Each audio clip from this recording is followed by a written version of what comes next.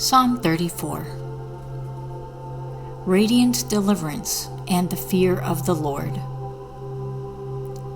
I will bless the Lord at all times. His praise shall continually be in my mouth. My soul shall make her boast in the Lord.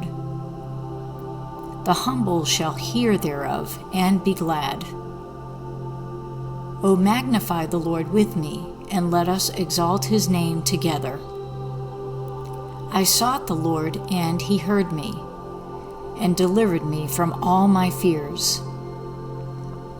They looked unto him, and were lightened, and their faces were not ashamed.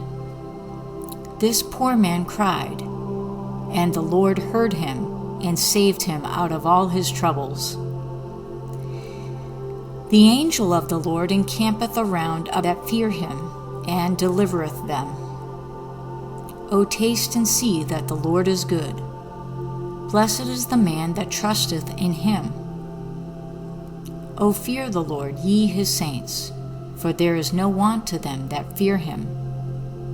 The young lions do lack, and suffer hunger, but they that seek the Lord shall not want any good thing. Come ye children, hearken unto me. I will teach you the fear of the Lord. What man is he that desireth life, and loveth many days, that he may see good? Keep thy tongue from evil, and thy lips from speaking guile. Depart from evil and do good. Seek peace and pursue it. The eyes of the Lord are upon the righteous, and his ears are open unto their cry.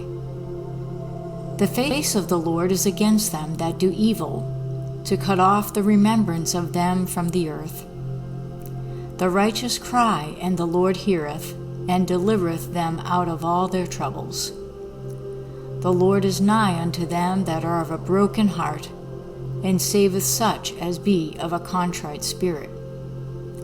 Many are the afflictions of the righteous, but the Lord delivereth him out of them all.